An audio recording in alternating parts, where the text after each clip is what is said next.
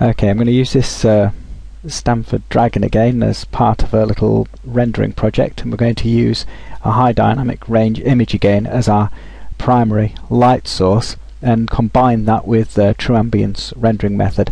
So as you see, things are very straightforward at the moment. Standard Bryce sky, infinite grey plane, and this model that Graham Dretch provided from the Stanford repository.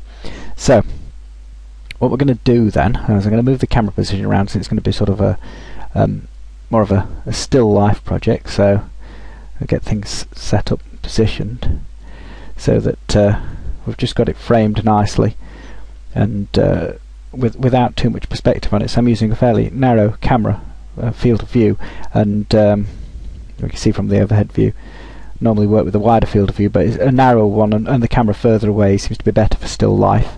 And the idea is to set this up so, as you can see here, there are a very deep shadow region. So we've got a single light source, we've got a bit of haze in the scene.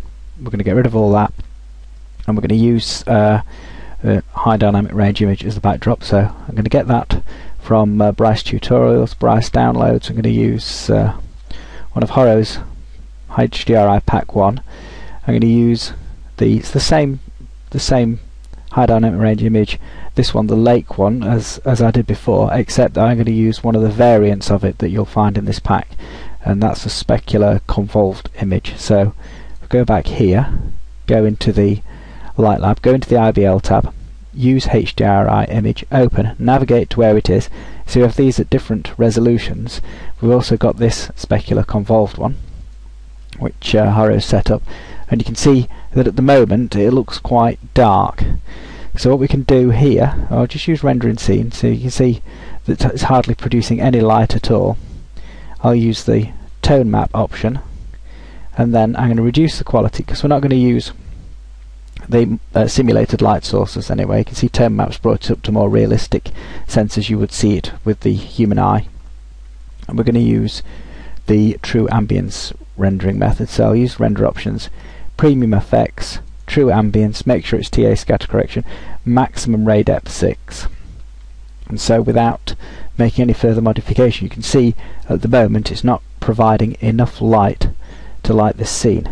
But while it's in this mode, right, I've got this camera position stored as it is there, so I'm going to turn the camera back, and you can see that it is actually as a backdrop at the moment. But if I turn the camera around, you can see you've got the Bryce sun here also in this scene. So what I'm going to do is turn the atmosphere off and turn the atmosphere to fully black, then go into the Skylab, and it's used as background as a default, but if I do add to sky, it'll now add it to the black background. So now the HDRI image is added to the background, and it's the only thing in the sky. There's no fog effects, there's no Bryce sun, it's just the HDRI image, which is what I want. So I'll restore my camera position, and then I'll modify the material of this red dragon, which is diffuse red, and add 25 reflection, and then I'll go into the ground plane, modify the material, and add 25 reflection there,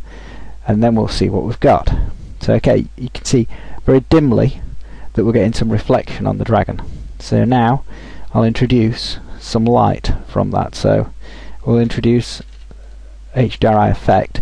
Now you get a preview here that is direct lighting from the HDRI image, but that's not, it's only a guide, because using true ambience optimization, the true ambience method is actually gathering that light from the background. So even though I've turned it up only a bit, you can see we're getting a lot of light generated now, and that's sort of overpowering the reflection. But the thing is, in the true ambience method, to reduce the amount of noise, it's got this capping on the values, and you can utilize that to change the response of the material. If you increase the light levels and adjust the material properties accordingly, you can increase the effective contrast. So now if we reduce the diffusion of this value here and this value in here, so we've reduced the diffuse value, instead of turning the light down, it'll create a different effect than if you'd just turn the light down, you actually get a higher contrast image, so you get better shadow regions. And generally true ambience method is quite a low contrast method, but if you want the image to have more impact, what you want is a good range of contrast over the render. So now it'll stand out better from the background. I don't have to stop there though, you can push the effect further. So we'll go back into the Skylab and we'll experiment with increasing the intensity a bit now. This will affect the amount of impact the reflections are having. So we can increase the intensity a bit and have a look at that effect, and that makes the reflections really stand out now. Perhaps a bit too much, I don't know, but in that case we can always turn that effect down. We're not stuck with that, so we could try a value of 10. So that's just increasing the brightness of the background, and if we wanted to reduce that, we could reduce the reflections property. We've already got it set down a certain way, so what I'm going to do is gradually increase the amount of light and then reduce the diffuse effect. So we'll turn the HDRI effect right up and we'll see how much impact that has. Okay, that's quite a lot of light now, and you can see that the ground's looking bright because it's on this reflection, and the way it adds up, it's changed again.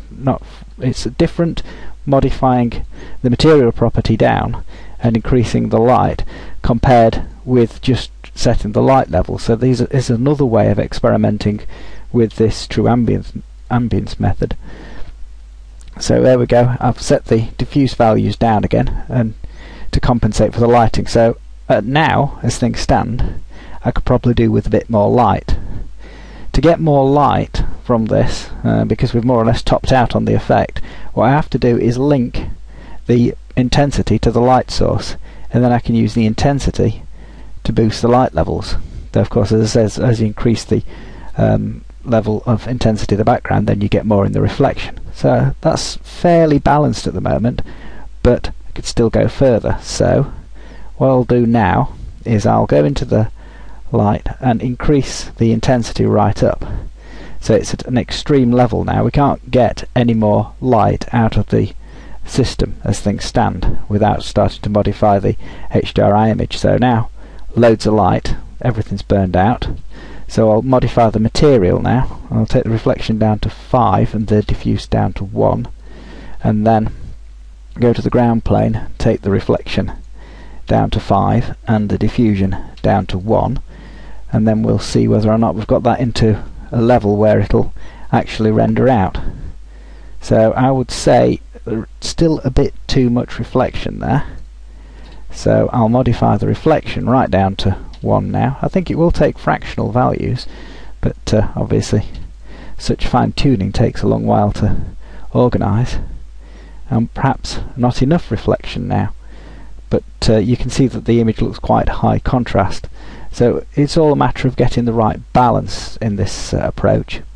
So one last thing I'll try to do, I'll bring the reflection back up to where I was with a reflection of 5, because I quite liked the effect of that, but it was a bit overpowering. The backdrop was a little bit too reflective.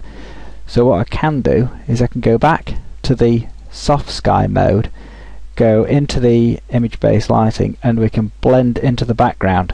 So now with a blended sky, then it'll have less impact, so it'll moderate it somewhat. So we're still using the HDRI image as a backdrop, but by blending it with the sky, it's taken off that real sharpness that it had before, and it's created quite a nice balance of colours. So there I've got quite a high contrast image out of the true ambience render without the resorting to any direct lighting at all. So it means it's rendering quite efficiently, and so at this rate I could probably manage to render it at the maximum rays per pixel, and it'll still render in a reasonable time. So you can see it's going to be maximum rays about half an hour. So I'll stop the video and I'll let that render out, and you can see the result. That then is the final rendered image, and a demonstration of how you can use image-based lighting mode in the true ambience optimized mode with the true ambience method in a slightly different way, without any kind of direct lighting, to provide a high contrast image and also utilize the reflective properties of the material to show off the specular convolved high dynamic range backdrop, which in turn creates a different surface quality because of the softness of the image, but it still has the capacity to provide lighting through the optimization of the TA render method. So a bit long-winded of an explanation there, but I hope you enjoyed that tutorial. It'll lead you to your own experimentations with this interesting render method.